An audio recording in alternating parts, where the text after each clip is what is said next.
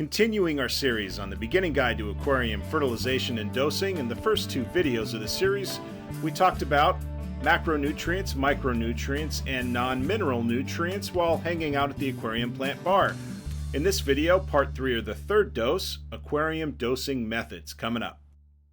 We're going to talk about 4 different aquarium dosing methods in this video, starting with a very simple setup and simple dosing, 2 methods that are very widely used in the hobby, and then finally, and folks, not to dangle a carrot in front of you, but if you can wait until the end of the video. Oh, dude, you got something. Guys, come on. Set the hook.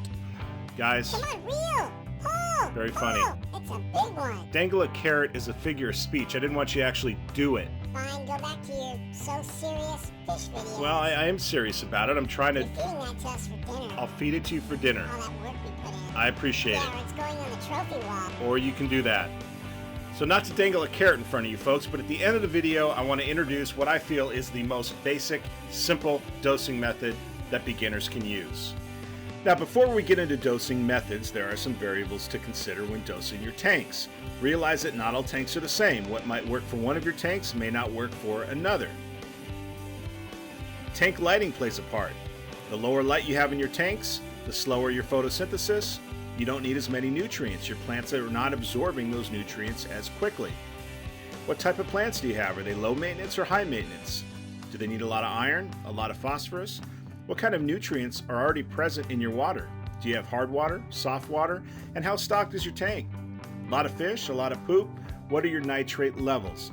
So there are variables to consider, and just keep those variables in mind as we talk about these different dosing methods, because you might have to adjust accordingly depending on your tank.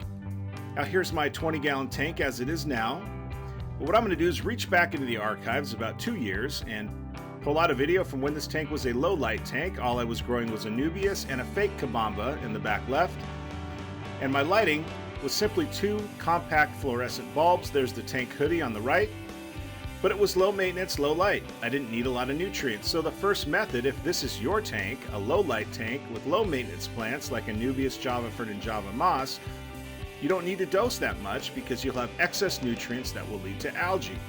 If you dose 1 to 2 times a week with a good comprehensive fertilizer, your plant should be nice and happy.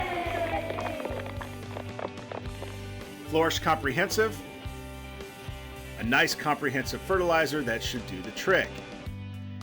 Now, after that low light phase of my 20-gallon and where I am now, I used another widely accepted dosing method in the hobby called the EI method. This is called the Estimative Index Method, coined by the fish Jedi Tom Barr. And the idea here is you're not measuring exactly, but you're estimating the amount of nutrients going into the water. We're not worried about the excess because at the end of the week, we're doing a 50% water change to reset our system.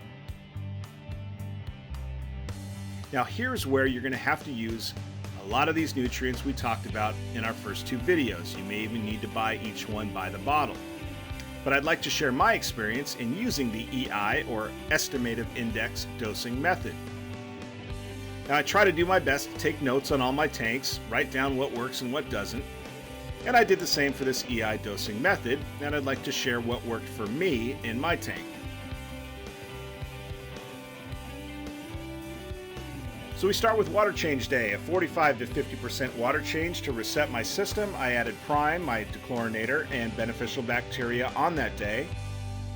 Day 1, I added my macronutrients, potassium, phosphorus, and nitrogen. Now the nitrogen level that I dosed depended on the nitrate levels in my tank. I also dosed Excel. Day 2 was Iron and Flourish Comprehensive, along with Excel. Excel I use as an algicide and a carbon substitute. Day 3, Trace Elements in Excel, and days 4, 5, and 6, as they say, rinse and repeat. A few things to point out. I would hit my macronutrients on day 1 when they were most deficient in my tank after the water change. I dose Trace and Flourish on different days. They have nutrients that sometimes don't get along with each other, so you want to dose those on different days. I made sure potassium was in the water before dosing iron. Plants can't absorb iron without potassium. Nitrogen dosing depended on my nitrate levels, and on water change day I did no dosing at all, only Prime and beneficial bacteria. Now I found this method, plants responded well, got great plant growth, so no real complaints there. Took about a month to get my dosing right. I had to follow Seachem's dosing instructions, but had to adjust slightly because my tanks are stocked differently. I think this is a great method for those that want more control over nutrient content and that want to customize nutrient content to suit certain plants. But you are playing a balancing act with those nutrients. You can overdose some, not dose others, so it takes a little bit of experimentation. And it can be expensive buying individual nutrients, especially if they are in liquid form. They're heavier, and if you're getting them shipped, it's going to cost more. Now, there is another widely accepted method in the hobby, and that's the pps-pro method. This stands for Perpetual Preservation System.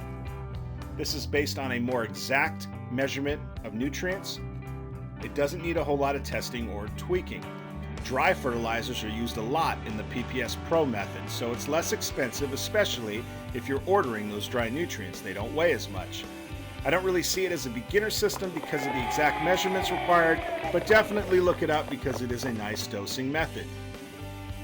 Now here's that carrot that I was dangling in front of you, and here is what I think is the simplest way to dose your tanks, especially for beginners. Companies are making more potent, better fertilizers, all-in-ones like Nylock G's Thrive. I'll leave a link down below in the comments. Provides all your macro and micronutrients. 1 pump per 10 gallons twice a week, 30% water changes. Another good one is Aquarium Co-op's Easy Green, though there's not as much iron in Easy Green, so you might have to dose iron. But both Thrive and Easy Green are more cost-effective. They're an easier way to dose your tanks. I'm right now using just Thrive in my tanks, and I'll do a video on that later. Folks, the den is now on Instagram at dmichaelsfishden.